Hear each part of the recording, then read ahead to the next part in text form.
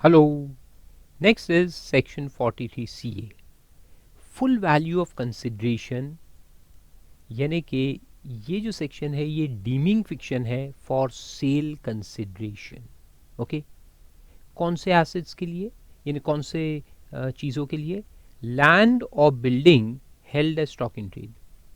तो अगर आपके पास लैंड या बिल्डिंग स्टॉक इन ट्रेड है, मतलब कि आप लैंड या बिल्डिंग में डील करते हैं, और ये लैंड एंड बिल्डिंग जब आप बेचेंगे तो उसका सेल कंसिडरेशन क्या लेंगे, तो उसके लिए सेक्शन है. दिस इज सिमिलर टू, आप वहां लिख के रख दो, similar to section 50C which will come under the head capital gain. Capital gain section chapter में सेम सेक्शन आएगा, यानी सेम लॉजिक के साथ एक सेक्शन आएगा जिसका नाम रहेगा 50C. ओके, तो डेट डिपेंड्स कि भैया आपके पास land building stock in trade में है या कैपिटल एसेट है. अगर कैपिटल एसेट है और आप उसको बेचेंगे तो 50C अप्लाई होगा, और अगर ये स्टॉक इन ट्रेड है तो फिर 43CA अप्लाई होगा. ओके, और उसमें क्या लिखा है देखो, where the consideration received or accruing as a result of transfer of any transfer by an assessee of land or building or both is less than the stamp value. अगर इस stamp value से कम है, stamp value का मतलब होता है the value adopted by the stamp authorities. State government की stamp authorities होती है जो स्टैम्प ड्यूटी कलेक्ट करती है ऑन सेल ऑफ लैंड और बिल्डिंग. जब हम रजिस्ट्री मारने जाते हैं ना उधर, तो रजिस्ट्री ऑफिस में अपने को स्टैम्प ड्यूटी का पेमेंट करना पड़ता है. तो वो स्टैम्प ड्यूटी जो है वो लगती है स्टैम्प वैल्यू के ऊपर, यानी हमारे लैंड का value as per government record, in simple words, जिसको रेडी रेकनर वैल्यूज भी कहते हैं, कि गवर्नमेंट अथॉरिटीज़ के हिसाब से हमारे लैंड या हमारी बिल्डिंग का वैल्यू कितना होगा, वो अमाउंट के ऊपर फिर स्टैम्प ड्यूटी चार्ज होती है. हमारे एक्चुअल सेल कंसिडरेशन पे स्टैम्प ड्यूटी चार्ज नहीं होती. जो गवर्नमेंट के रिकॉर्ड्स के हिसाब से हमारे ज़मीन या बिल्डिंग का वैल्यू होता है, जिसको हम स्टैम्प वैल्यू कहते हैं, उस पे चार्ज होती है. ओके, तो वो स्टैम्प वैल्यू अगर ज़्यादा है और अपना एक्चुअल सेल कंसिडरेशन अगर कम है, तो फिर ये स्टैम्प वैल्यू को कंसिडरेशन डीम किया जाएगा. यानी बिजनेस इनकम निकालने के लिए कंसिडरेशन की सेल कंसिडरेशन क्या लेंगे? Stamp value. ओके, यानी कि अगर एक्चुअल कंसिडरेशन कम है स्टैम्प वैल्यू से, so then stamp value is equal to actual consideration, यानी इनकम.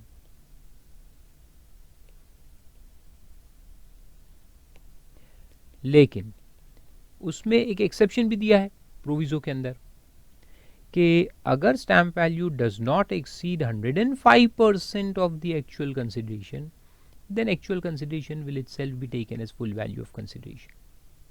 यानी बिजनेस इनकम अपन एक्चुअल कंसिडरेशन को ही मानेंगे. यानी अगर एक्चुअल कंसिडरेशन मेरा 100 है, ठीक है, एक्चुअल, और स्टैम्प वैल्यू जो है वो मेरा 104 है, तो 105% से कम है ना, तो फिर अपन ये स्टैम्प वैल्यू को इग्नोर करेंगे और जो एक्चुअल है उसी को लेंगे. तो स्टैम्प वैल्यू को कब लिया जाएगा? When it exceeds the actual consideration by 105%. ठीक है, 105% या उससे ज़्यादा होना चाहिए, या 105% से ज़्यादा होना चाहिए, यू कैन से. तो अगर एक्चुअल मेरा 100 है, 100 लाख या 100 करोड़ जो भी है, तो मेरा स्टैम्प वैल्यू जो है वो 105 से ऊपर होना चाहिए. अगर 105 या उससे कम है तो फिर अपन उसको इग्नोर करेंगे और जो एक्चुअल कंसिडरेशन है उसी को लेंगे. तो बेसिकली सेक्शन का लॉजिक क्या है उसके पीछे समझ लो, बहुत आसान है. कि लोग क्या करते हैं कि लैंड बिल्डिंग में कैश एक्सेप्ट करते हैं, है ना. यानी अगर हमने तुमको लैंड बेचा 10 लाख में, मैं बिल्डर हूँ, लैंड बेचना मेरा काम है या बिल्डिंग बना के बेचना काम है, तो अगर 10 में बेच रहा हूँ तो 6-7 तो मैं बुक में दिखाऊंगा, और बाकी 3-4 जो है वो कैश में अलग से लेके नक्की कर दूंगा. तो ब्लैक मनी होता है और टैक्स अवॉइडेंस होता है. तो दोनों को रोकने के लिए ये सेक्शन गवर्नमेंट ने बनाया है. Basically it is for builders and land dealers, जिनका काम लैंड बिल्डिंग बेचने का है. तो बड़े बड़े जो ये सब है, Rahejas and Hiranandanis and all the builders, big builders, उनके लिए सेक्शन एप्लीकेबल है ना. तो ऐसा है. तो 105%, तो 5% का मार्जिन गवर्नमेंट ने दिया है कि चलो ठीक है भाई, तुम्हारा एक्चुअल 100 है और स्टैम्प वैल्यू मान लो 103 है, यानी स्टैम्प वैल्यू 103 है और तुम 100 में बेच रहे, थोड़ा बहुत डिफरेंस है, 5% तक का डिफरेंस गवर्नमेंट कहता है कि एक्सेप्टेड है, उतना मार्केट रेट का डिफरेंस हो सकता है, उतना हम एक्सेप्ट करेंगे। लेकिन अगर स्टैम्प वैल्यू आपके एक्चुअल सेल कंसिडरेशन से 105% से ज़्यादा है तो फिर अपन स्टैम्प वैल्यू को सेल कंसिडरेशन मानेंगे, डीम करेंगे। आया समझ में? फिर लिखा है कि 50C subsection 2 and 3 shall apply म्यूटेटिस mutandis, जैसे वहाँ अप्लाई केबल है वैसे यहाँ भी होंगे। उसमें क्या लिखा है मैं आपको समझा देता हूँ, बहुत सिंपल होता है कि अगर स्टैम्प वैल्यू से आप एग्रीड नहीं हो तो आप उसको चैलेंज कर सकते हो। You can ask the assessing officer to determine the fair market value, फिर वो जो फेयर मार्केट वैल्यू डिटरमिन होगा वो हम फिर फुल वैल्यू ऑफ कंसिडरेशन लेंगे। मान लो कि हमारी ज़मीन का स्टैम्प वैल्यू गवर्नमेंट ने 10 लाख फिक्स किया है, अरे लेकिन उतना फेयर मार्केट वैल्यू ही नहीं है ना, मैं बेचने जाऊंगा भी तो नहीं बिकेगा, 7 लाख के ऊपर कोई देने को तैयार ही नहीं है, how will I sell at 10? और अगर मैं 7 में बेचता हूँ और 10 मेरे हाथ में इनकम लिया जाएगा तो 3 लाख का तो नोशनल इनकम आ गया ना, जो मैंने कमाया ही नहीं। ऐसा नहीं कि कैश में लिया है, कैश लूंगा भी कैसे, फेयर मार्केट वैल्यू हो तो लूँ ना, है ही नहीं तो कहाँ से लूंगा? तो क्या नोशनल इनकम को हम टैक्स करेंगे? तो गवर्नमेंट ने कहा नहीं। तो फिर वो सबसेक्शन 2-3 जो है वो आपको कैपिटल गेन हेड में समझ में आएंगे। उसमें ऐसा है कि आप असेसिंग ऑफिसर को बोलो कि भैया फेयर मार्केट वैल्यू डिटरमिन करवाओ, फिर वो फेयर मार्केट वैल्यू एक अथॉरिटी को अपॉइंट करता है जिसका नाम है वैल्यूएशन ऑफिसर। वैल्यूएशन ऑफिसर फिर आके फेयर मार्केट वैल्यू डिटरमिन करेगा, और अगर वो बोलता है कि हाँ फेयर मार्केट वैल्यू 7 इंच है तो फिर 7 को ही हम लेंगे as stamp value and not 10। तो वो रिकोर्स उसके अंदर है। तो याद रखने के लिए क्या है आपको कि अगर stamp value actual sale consideration से 105% से ज़्यादा है तो फिर स्टैम्प वैल्यू को हम कंसिडरेशन मानेंगे, और अगर 105% से कम है तो उसको इग्नोर करेंगे, फिर जो एक्चुअल सेल कंसिडरेशन है उसी को लेंगे एज सेल कंसिडरेशन। और फिर सबसेक्शन 3 जो है ये भी एक पॉइंट है, इसमें ऐसा है कि अगर अपना एग्रीमेंट टू सेल पहले हुआ है, क्योंकि देखो ये लैंड बिल्डिंग जो है ना asset, even if it is stock in trade, it is not so fast saleable, easy saleable item नहीं है। जैसे बिल्डर लोगों को भी सालों लग जाते हैं अपने फ्लैट्स बेचने के लिए, तो लोग आते हैं, फिर हमारा एग्रीमेंट बनता है उनके साथ, जैसे हम बिल्डिंग स्कीम अभी शुरू कर रहे हैं तो शुरू करते समय ही हम एग्रीमेंट टू सेल बना लेते हैं, फिर बिल्डिंग जब कंप्लीट होंगी तब रजिस्ट्री मार के उसको ट्रांसफ़र करेंगे। तो हमने जो रेट्स फिक्स किए, जो सेल प्राइस फिक्स की है, वो तो एग्रीमेंट के वक्त किए ना, लेकिन एग्रीमेंट से लेके एक्चुअल सेल तक अगर 4 साल निकल गए तो 4 साल में तो स्टैम्प वैल्यू भी बहुत बढ़ जाएगा। हर साल गवर्नमेंट स्टैम्प वैल्यूज़ को रिवाइज करता है अपवर्ड्स ऑब्वियसली। तो फिर स्टैम्प वैल्यू कौन से दिन का ले, 4 साल के बाद का जब एक्चुअल सेल डीड बनेगी, या 4 साल पहले का जब हमने एग्रीमेंट टू सेल बनाया, कौन से वक्त का ले? तो उसके अंदर ये लिखा है देखो कि वह the agreement fixing the value of consideration, agreement जिससे हमारा एक्चुअल सेल कंसिडरेशन डिसाइड हुआ। आप मेरे पास आए, आप मेरे बायर, मैंने आपको कहा कि देखो आज मैं फ्लैट आपको 50 लाख में दूंगा, आपने बुक कर लिया, आज का स्टैम्प वैल्यू तो हो सकता है 50 लाख हो या उससे कम भी हो, 46 लैक्स, मैंने 50 में बुकिंग मारी, लेकिन 4 साल जब आपको मैं एक्चुअल सेल डीड बना के डिलीवर करूंगा उस वक्त स्टैम्प वैल्यू बढ़ के 76 लाख हो गया है। तो फिर अपन वो 76 लाख को कंपेयर करेंगे क्या एक्चुअल सेल कंसिडरेशन से, कि जब एग्रीमेंट बना था 46 लाख उस वक्त था स्टैम्प वैल्यू, उसको कंसिडर करेंगे। कौन से स्टैम्प वैल्यू को कंसिडर करेंगे, एक्चुअल सेल डीड वाला या एग्रीमेंट वाला? तो उसके लिए देखो क्या लिखता है कि where the date of agreement fixing the value of consideration and the date of registration of transfer are not the same and the amount of consideration or a part thereof has been received, consideration has been received by way of account pay check or account pay bank draft or use of electronic clearing system, RTGS वगैरह से अगर payment मिला है through a bank account on or before the date of agreement, then stamp value may be taken as the value on the date of agreement, यानी कौन से दिन का स्टैम्प वैल्यू लेंगे अपन, एग्रीमेंट के दिन का लेंगे। लेकिन कंडीशन क्या है कि एग्रीमेंट बना है बिफोर द एक्चुअल रजिस्ट्री, तो रजिस्ट्री बाद में हुई, तो एग्रीमेंट बना मान लो 10 जुलाई को, कब 18, और एग्रीमेंट हुआ 15 मई 2022 को। और ये जो है 10/7/18, इस दिन हमें कंसिडरेशन मिल जाना चाहिए, इसके पहले कंसिडरेशन पार्ट या फुल में मिल जाना चाहिए, कुछ भी पार्ट या फुल मिल जाना चाहिए, कुछ भी अमाउंट मिला, थोड़ा सा टोकन भी मिला तो चलेगा, लेकिन वो अकाउंट पे चेक से होना चाहिए, बैंक के थ्रू होना चाहिए, अकाउंट पे चेक और डिमांड ड्राफ्ट या एनी इलेक्ट्रॉनिक क्लियरिंग सिस्टम के थ्रू होना चाहिए। कब होना चाहिए, 10/7 या उसके पहले होना चाहिए। तो ये उन्होंने इसलिए बनाया, देखो अगर उसे इतना बोलते हैं कि एग्रीमेंट के दिन का ले लेंगे अपन, अगर एग्रीमेंट पहले बना है तो लोग तो बैकडेटेड एग्रीमेंट बना देते ना। एग्रीमेंट बनाने में क्या है, पुराना एक स्टैम्प पेपर निकालो कहीं से और उस पर एग्रीमेंट बना लो बैकडेटेड। तो एक्चुअल सेल अपन यही मार रहे हैं, यहाँ स्टैम्प वैल्यू मान लो 75 लाख, अपन 2018 में एक बैकडेटेड एग्रीमेंट बना लेंगे और उस हिसाब से फिर स्टैम्प वैल्यू को ले लेंगे। तो ऐसे तो हर किसी को टैक्स अवॉइडेंस का चांस मिल जाएगा। तो गवर्नमेंट ने कहा ऐसा नहीं।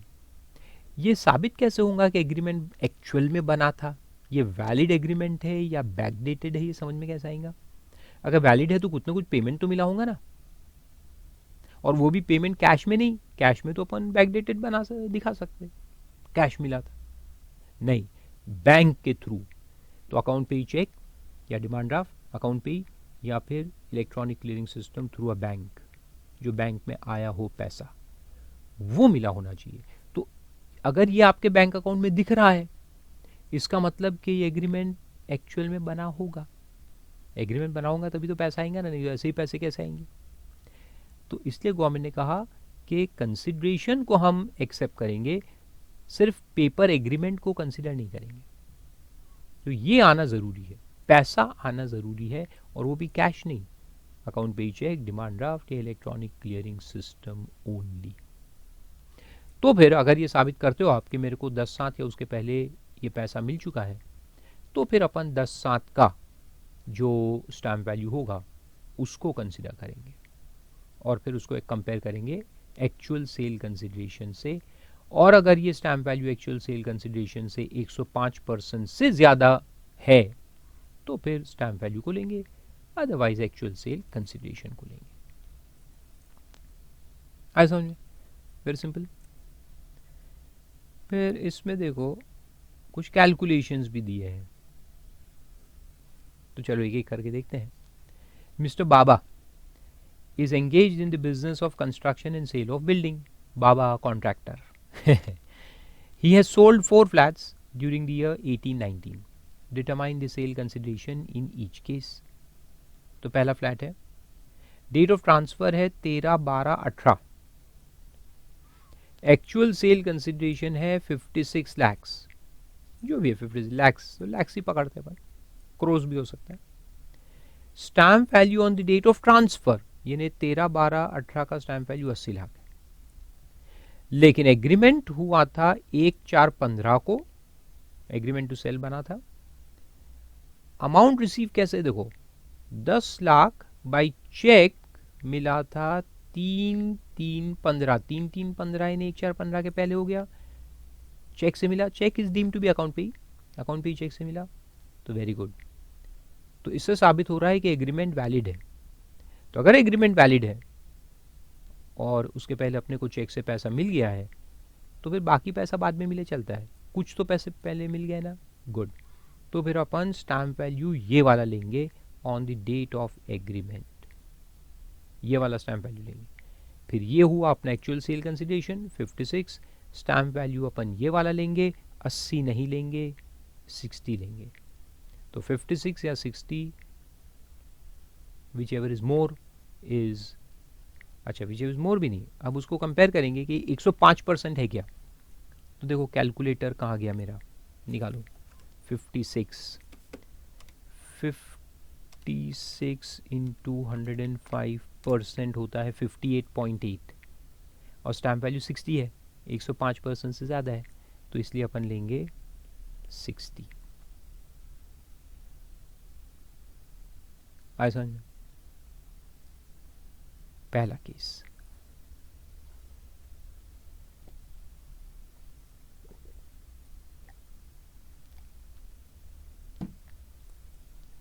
फिर दूसरा केस देखते हैं। एक्चुअल सेल कंसिडरेशन 60,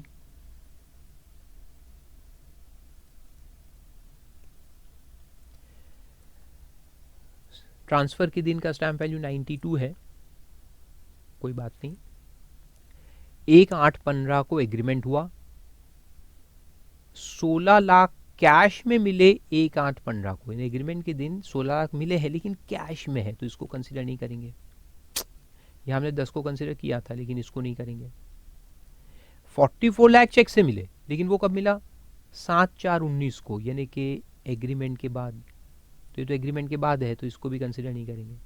यानी कुछ भी पैसा चेक से एग्रीमेंट के पहले आपको नहीं मिला है, तो अपन एग्रीमेंट को यहां वैलिड नहीं मानेंगे। तो फिर अपने को यही स्टैम्प वैल्यू लेना पड़ेगा on the date of transfer. ठीक है, 92 लेंगे। फिर कंपेयर करेंगे 62 का 105% निकालो। 62 नहीं, 60 इंटू 105% 63 होता है और स्टैम्प वैल्यू उससे भी ज़्यादा है, 92 है, तो इसलिए अपन क्या लेंगे? 92। आए समझ में? सिंपल। फिर नेक्स्ट देखो, एक्चुअल सेल कंसिडरेशन 90 है, उस दिन का 106 है स्टैम्प वैल्यू ट्रांसफर के दिन का। एग्रीमेंट बना 5/2/15 को, 10 लाख चेक से मिला 6/2/15। मर गया रे, एक दिन से गया। 5 या उसके पहले मिलना चाहिए, ये तो 6 को मिला है, तो इसको कंसिडर नहीं करेंगे।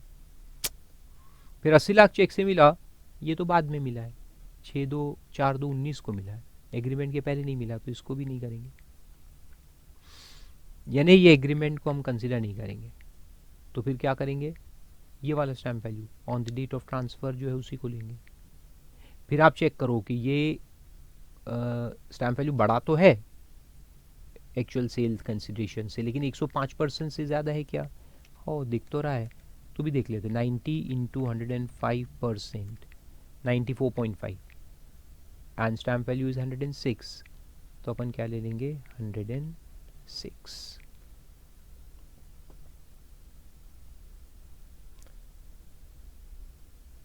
और अगला है 75 एक्चुअल सेल कंसिडरेशन। फिर ये 105 है, ठीक है। एग्रीमेंट देखो, एग्रीमेंट है 6/8/16 और 1 रुपया या 1 लाख होगा ये, बाई चेक मिला है 6/8/16। अरे वाह, तो ये कंसिडर हो जाएगा। 74 फिर बाद में मिला है, वो चलता है, कुछ भी पार्ट अगर मिल गया ना तो एग्रीमेंट वैलिड है। एग्रीमेंट वैलिड है तो फिर अपन ये लेंगे on the date of agreement, stamp value on the date of agreement लिया जाएगा। एक्चुअल ज़्यादा है, स्टैम्प वैल्यू कम है, तो अपन एक्चुअल को ही लेंगे 75।